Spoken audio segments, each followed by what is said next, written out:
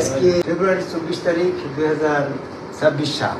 এই মুহূর্তে আমরা আছি গাজীপুর জেলার মাওনা চৌরাস্তার আমাদের মনির চিস্তি আমাদের ভক্ত তার বাড়ির এই ছাদের পরিবেশ বিরাট এখানে পাঁচতলার যে বিল্ডিং এর রুম, এখানে মেহমানরা এসে বসে। পৃথিবীর আমি কয়েকবার এসেছি। আমাদের সাথে তরিকতের একজন ব্যক্তি আছে, কি যেন নাম আপনার? মোহাম্মদ আলী আকবর চিস্তি আছেন। আমার মনিরের চাচা আছেন, কি নাম যেন? ইসলামউদ্দিন মনিরের চাচা একটা আছেন, উনি আমাদের জয়নাল আবেদিন। আমাদের সাথে আরো অনেক ভক্তবৃন্দ আছে, সাদিক সিসির অনেক ভক্তবৃন্দ থেকে এসেছে। আমার অত্যন্ত ভালো লাগছে যে এই একটি ফুল দিয়ে কখনো মালা হয় না, অসংখ্য ফুল, অনেকগুলো ফুল যখন একত্রিত গাঁথা হয় তখন সেটা মালাই নেয়। তাই আজকে অনেক ভক্তবৃন্দ একত্রিত হয়েছে, প্রেমের মালাই যেন আমরা একত্রিত হতে পেরেছি। আমার একটা মালার সুবাস। সংক্ষিপ্ত কিছু কথা বলবো, সেটা হচ্ছে এই যে টোটাল কোরআনের সারমর্ম যদি আমি না বুঝতে পারি তাহলে সারা জীবন কোরআন পড়েও আমার কোনো লাভ নেই। আবার যদি কোরআনটা বুঝে ফেলে সারমর্ম কথাটা বলি তখন কিন্তু সেটা সারমর্মের দিকে লক্ষ্য করলেই আমি কোরআন মানলাম কি অমান্য করলাম সেটা বোঝা যায়। আমরা যখন এসেছি পরীক্ষা দিচ্ছি, এবারে একটা কবিতা লিখে তার সারমর্ম লিখি। কবিতা হয়তো অনেক বড় 50 লাইনের, কিন্তু সারমর্ম 2 বা 3 লাইন। আমাদের কোরআন হয়তো অনেক আয়াত আছে, কিন্তু সারমর্ম কিন্তু সংক্ষেপে একটা। তো সেইটা আমি কিভাবে সন্ধান করি? আমি তখন দেখলাম যে বিশাল সমুদ্রের মতন কোরআন, এই কোরআনের সারমর্ম তো বের করা আমার পক্ষে সম্ভব না। তখন আমি ধ্যানস্থ হলাম, আল্লাহ রাব্বুল আলামিনের পক্ষ থেকে কি সারমর্ম কথাটা এইভাবে বেরিয়ে এসলো। যখন মানুষের মৃত্যু হয়, মনে করেন সমস্ত মানুষের মৃত্যু হয়ে গেল, মৃত্যুর পরে মোমেন কাফের আর কোনো ভেদাভেদ থাকে, সবাই তখন এক বর্ষাতে মোমেন হয়ে যায়, কেউ আর তখন কাফের থাকে না, থাকে। এই জন্য তখন সবাই বলে যে এই তো জগৎ, এই তো আল্লাহ, এই তো ফেরেশতা, এই তো বেহেশত, এই তো আল্লাহ। এই আল্লাহকে অবিশ্বাস করি আর তো কোনো উপায় নেই। তারা সবাই তখন আল্লাহ বিশ্বাস হয়ে যায়।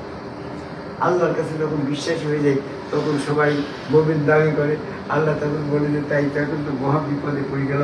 এখন যদি সবাই মোমেন তো নাই, এখন যদি থার্মোমিটার দিয়ে দেখানো হয় এই লোকটার 100% আল্লাহ বিশ্বাস, তাই নিশ্চয়ই মোমেন। তাহলে এখন আল্লাহ এই সব মোমেনকে যদি এখন বেহেশত দেয়, তাহলে দুনিয়াতে যারা মোমেন ছিল তাদের পরে জুলুম করা হয়। আল্লাহ তো এই জায়গায় দুনিয়ায় কারা কারা কাফের ছিল, কারা কারা মোমেন ছিল, এটা এখন পরীক্ষা করে নেওয়া দরকার। আল্লাহ তখন বলে যে সূরা বাকারার অমুক আয়াত থেকে পড়ো, তাই তো সে বলতে পারবে না, কত মুখস্থ তো তার নেই। সে কিন্তু মোমেন রিক্সা চালিয়ে ঘুরে বেরিয়েছে, কিন্তু তার এমন একটা পরীক্ষা তখন আল্লাহ নেবেন, সেই পরীক্ষায় ধরা পড়বে হ্যাঁ কে মোমেন কে কাফের। তখন আল্লাহ হিসাব করে দেখলো যে এখন এই সবার ভিতরে তো ইবলিসও তখন মোমেন দাবি করছে, ইবলিসও তো তখন আর কাফের থাকছে না, ইবলিসও মোমেন দাবি করছে। তখন বলল যে ইবলিসও মোমেন, এই মোমেনরাও মোমেন। এখন যদি আমি ইবলিসের ইমানটা পরীক্ষা করিনি তাহলে কিন্তু এই কাফের ধরা পড়ে যায়। তখন আল্লাহ রাব্বুল আলামিন চিন্তা করল, এখন যদি আমি ইবলিসকে দোজখে দিই তাহলে আর এই মোমেনগুলাকে বেহেশত দিই, তাহলে ইবলিস বলবে যে মোমেনদের এই সমস্ত মোমেনগুলাকে যদি বেহেশত দিই, ইবলিস তো অসংখ্য কাফের, তারা তো বেহেশত দিবে। তখন আল্লাহ চিন্তা করলো কি যে কিরা মোমেন আর কিরা কাফের এটা পরীক্ষা করতে হবে। আর পরীক্ষা করতে গিয়ে এমন একটা ফর্মুলা এখানে নিয়ে আসবো যে ফর্মুলায় যদি বাদে এই মোমেন পরীক্ষা করি তাহলে তো ইবলিসও সেই ফর্মুলা আবার মোমেন হয়ে যাবে। তাহলে মোমেন কাফের পরীক্ষা যদি আমার করতে হয়, প্রথম পরীক্ষা করতে হবে ইবলিসের। ইবলিসের এবার পরীক্ষা না করে যদি ব্যস্ত দিই, দোজখে দিই, তাও কিন্তু ইবলিসের পরে জুলুম করা হবে। আমি 3টে কথা বলে রাখছি। ইবলিসকে আল্লাহ কখনোই ব্যস্ত দিবে না, আবার ইবলিসকে এবার পরীক্ষা না করে কখনো দোজখে দেবে না। তাহলে ইবলিসের এবার পরীক্ষাটা জরুরি হয়ে গেল না? তাহলে ইবলিসের এবার পরীক্ষা এমন কায়দায় করবে তাকে যেন সে যেন ইবলিস এবার পরীক্ষায় ফেল করে। কারণ পাশ করলি তো তাকে যদি দোজখে দিই, করলাম আবার আমাকে দোজখ দিল, তাহলে আমার পরে আল্লাহ জুলুম করলো। তাহলে ইবলিস আবার ইমান পরীক্ষা না করে যদি দোজখে দিই, তাহলে সে বলবো আমার ইমান পরীক্ষা যদি একবার করার সুযোগ দিত তাহলে আমি পাশ করেও যেতে পারতাম, আমাকে পরীক্ষার সুযোগই দিল না, তাহলে আল্লাহ আমার পর জুলুম করলো। আল্লাহ ইবলিসের ঈমান পরীক্ষা করবে কোথাও সত্যি, আবার ঈমান পরীক্ষা করে তাকে ফেল করাবে এটাও সত্যি। আর এই ফেল করাতে গিয়ে আল্লাহ তখন গবেষণা করল যে কোন কাজে পারদর্শী আর কোন কাজে ফেল করবে, তো আল্লাহর মুখস্থ আছে। আমি ক্লাস 5-এর টিচার, এক ছাত্র আমার মনে করে আমার সাথে বিয়াদবি করে ফেলেছে, আমি মনে মনে করলাম যে আমি অঙ্ক এই পরীক্ষায় ফেল করাবো। তা আমি তো জানি ও কোন অঙ্ক জানে, ও ভাগ অঙ্ক গুণ অঙ্ক জানে, আমি যদি গুণ অঙ্ক পরীক্ষায় দিতে পাশ করে যাবে আর পাশ করে আমার তো নিয়েছি আছে ফেল করাবো, তাহলে আমি গুণ অঙ্ক পরীক্ষায় দেবো না। যোগ অঙ্ক বিয়োগ অঙ্কর মুখস্থ আমি ওটাও পরীক্ষায় দেবো। ওই যে ভাগ অঙ্ক জানেন এর তো আমি জানি, তখন আমি তাকে ভাগ অঙ্কটাই পরীক্ষায় দেবো। ভাগ অঙ্ক যখন পরীক্ষায় দেবো তখন ফেল করবে, পাস করবে না, তাহলে ফেল করি তার আমার মনে বাসনা পূর্ণ করলাম। এখন আল্লাহ ইবলিসের ক্ষেত্রে এরকম করলো যে ও যে পরীক্ষায় ফেল করবে আমি সেই পরীক্ষাটা ওই আদম সেজদা। তখন আদম সেজদারা পরীক্ষায় নিয়ে আসলো। এখন আল্লাহ পাউল মুসলিম করে তখন আদমকে কল দিয়ে নিয়ে আসবে। আদমের কাছে তুমি এবার তোমার এই রূপ দাও, আমার এখন ইমান পরীক্ষা করতে, ইবলিসের ইমান পরীক্ষা করতে গেলে তোমার এই চেহারা মোবারকটা করে এখানে আনা দরকার। আমার চেহারা তো অন্যরকম, আমার চেহারা তো ইবলিস সেজদা দিয়ে অভ্যস্ত। আমি ইবলিসের ইমান পরীক্ষা করার জন্য তোমার কাছ থেকে এই আদম এই তোমার এই চেহারাটা আমি হাওলাত দিচ্ছি, তুমি এখন আমার এই ওই চেহারাটা আমার কাছে হাওলাত দাও, আমি সেই চেহারা ধরে আদম ইবলিসের ইমানটা পরীক্ষা করি। তখন তো আদমের কাছে চেহারা হাওলাত নেওয়া লাগে, একটা ঋণী হয়ে যায় না আল্লাহ। তখন বলি যে এই ব্যবসা আমি করবো না, কাজে আমার চেহারা দিয়ে আদম তৈরি করবো, যাতে আমার চেহারা দিয়ে আমি ইবলিসের ইমান পরীক্ষা করতে পারি। আদমের কাছে আমার চেহারা হাওলাত করা লাগবে, এই জন্য আল্লাহ নিজ সুরতে মানুষ তৈরি করে আল্লাহ তখন মানুষের মতো রূপ নিয়ে আল্লাহ ওখানে উদয় হবে না, বরং আল্লাহর মতো আদম রূপ নিয়ে আল্লাহ উদয় হবে। যাও 100 মান সাকিব তখন পাপ প্রকাশ করে যখন সেজদা করতে বলবে, তখন ইবলিসের সেজদা না করতে পারে দোজখে চলে যাবে। তখন আল্লাহ রাব্বুল আলামিন বলল যে দেখো এই ইবলিস তখন আল্লাহর কাছে দাবি করলে আত্মপ্রকাশ সমর্থনের যুক্তি প্রদর্শন করে দাও। 111 নম্বর আয়াত অনুসারে বলছে আল্লাহ আমাকে যে পরীক্ষায় নিলে সবার জন্য কিন্তু একই পরীক্ষা নির্দিষ্ট করতে হবে। তখন ন্যায় বিচারের স্বার্থে আল্লাহ কবুল করে নিল সূরা আনফালের 25 নম্বর আয়াত। সকলের ইবলিসের জন্য যে পরীক্ষা সবার জন্য একই পরীক্ষা। ওই তখন কিন্তু আদম সেজদা পরীক্ষা করেই কিন্তু সমস্ত মুমিন কাফেরের পার্থক্য এসে গেল। পার্থক্য কি হইল যে আদম সেজদা করতে যারা দুনিয়াতে পায়, যারা দুনিয়ায় আদম সেজদা করেছিল তারা সেদিন সেজদা করে জান্নাতে গেল, যারা দুনিয়াতে করিনি তখন তারা এখন ধরা পড়ে গেল। বলছে যে আমি দুনিয়াতে আদম সেজদা করিনি, এখানে সে করতে পারলাম না, আমি কি একটা ভুল করেছি। যাই হোক আমার কথাটা সেখানে ছিল না, আমার কথাটা সংক্ষিপ্ত ভাবে এতটুকু বলতে চাচ্ছি। এই ধরনের একটা ইমানি পরীক্ষার প্রশ্নপত্র তৈরি করে নবী মুহাম্মদ সাল্লাল্লাহু আলাইহি ওয়াসাল্লামের সাহাবারা যদি আদম সেজদা করে না করে মরে আগো, তাহলে নবী সেই সাহাবাকে তো আমার দোজখে দেওয়া লাগছে। এখন ইবলিস আদম সেজদা করিনি, নবী সাহাবারাও করিনি, তাহলে যদি এই ইবলিসকে আদম সেজদা না করার অপরাধে দোজখে দেওয়া লাগে, আর নবী সাহাবারা যদি আদম সেজদা না করে মরে তাকেও যদি আল্লাহ বেহেশত দেয়, তাহলে ন্যায় বিচার তো থাকলো না।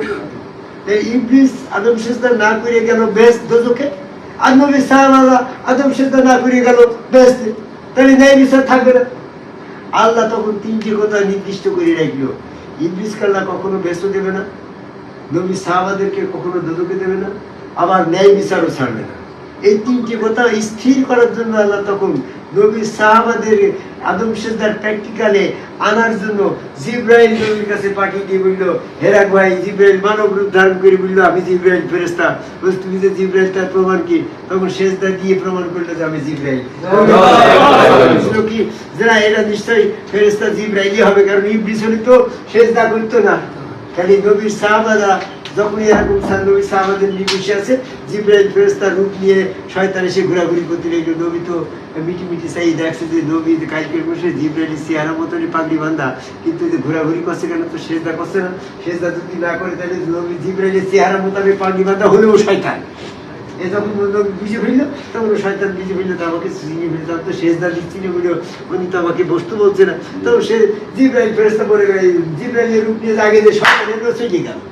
কিছুক্ষণ পর জিবরাইল ফেরেশতা এসে সরাসরি সেই রূপ নিয়ে যখন সেজদা করিল, সাহাবারা দেখে শুনে বলছে যে তাই তো এই যে মানুষকে সেজদা করছে, আমরা এবার বসে থাকবো কেন? দেখা দেখি কিছু সাহাবারা সেজদাও করে ফেলল। সেজদা করে যখন জিবরাইল ফেরেশতা চলে গেল, কিছু কিছু জ্ঞানী ভক্ত তো বিপদে পড়ে গেল। দেখলাম কিছু কিছু লোক সেজদা করিল, আবার মানুষকে সেজদা করে তো যায় না। এই দ্বিধাদ্বন্দ্বে তখন নবীর কাছে জিজ্ঞাসা করছি, ইয়া রাসূলুল্লাহ, এই যে ফেরেশতা যে লোকটা এসে আপনাকে সেজদা করলো, লোকটা কিটা? জিবরাইল ফেরেশতা। জিবরাইল ফেরেশতা যখন আপনাকে সেজদা করলো, আমাদের ওনার সাথে সাথে আমাদের কিছু লোক আবার সেজদা করলো, তাহলে আমরা এখন কি করবো একটু বলবেন না আপনি? তো বলছে, তার তো কথা ঠিক, আমি তো এরকম নিজের মন গড়া কোনো কথা বলি না, আল্লাহ যেটা বলে সেটি আমি বুঝব। তখন জিবরাইল ফেরেশতা ফিরে এসে আবার ওই নাজিল করে দিল, আর কাওমার রাতিন, ওই মাতানতকারীদের সাথে তোমরা মাতানত। ৪৩ নম্বর আয়াত অনুসারে সকল নবী সাহাবারা তখন নবীকে সেজদা করি, আদম সেজদায় অভ্যস্ত হইল, প্র্যাকটিক্যালি আদম সেজদা করলো। সেদিন হাসরের দিন যখন আল্লাহ পাকের পাপ মোচন করে দেবে সূরা কালামের ৪২ নম্বর আয়াত, তখন সমস্ত নবী সাহাবারা সেজদা করি ব্যস্ত গেল, আর ইবলিস আদম সেজদা না করি দুজকে গেল। তাহলে আল্লাহ পাকের ন্যায় বিচারণ ঠিক থাকলো, ইবলিসও দুজকে গেল, নবী সাহাবারাও ব্যস্ত গেল। তাহলে দেখা যাচ্ছে যে তিন তত্ত্ব বিশ্লেষণের ভিতরে আদম সেজদাই হচ্ছে কোরআনের সারমর্ম কথা। সেই সারমর্ম কথায় আসার জন্য পৃথিবীর সকল মানুষকে আদম সেজদা না করে যেন কেউ বেরো না। সূরা বাকারার সূরা ইমরানের ১০৩ নম্বর আয়াতে বলছে, ইয়া আইয়ুহাল্লাযিনা আমানু, হে বিশ্বাসী বান্দাগণ, হ্যাঁ তোমরা আত্মসমর্পণ না করে বেরো না। এই আত্মসমর্পণ করার জন্য আদম সেজদার দরকার। কারণ সেদিন তো পরীক্ষা, তো তোমার ৫ ওয়াক্ত নামাজের পরীক্ষা আসছে না, দিনই সুদাও পরীক্ষা আসছে না, কয়বার গরু কোরবানি দিয়ে গরু কোরবানি, গোটা কোরবানি ছাগল তা তো বলছে না, কয়বার হজ করিস তা তো বলছে না, করিস আদম সেজদা করিস কিনা সেই পরীক্ষাটা।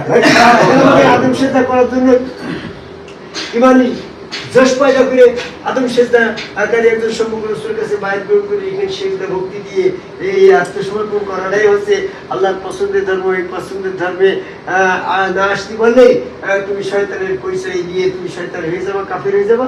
তাই আদম কবে সেজদা করে একজন সম্মুখ রাসূলের কাছে বায়াত গ্রহণ করে সেখানে সেজদা ভক্তি দিয়ে মৃত্যুর জন্য প্রস্তুত হওয়ার আহ্বান করে আমার কথা শেষ করে যাই।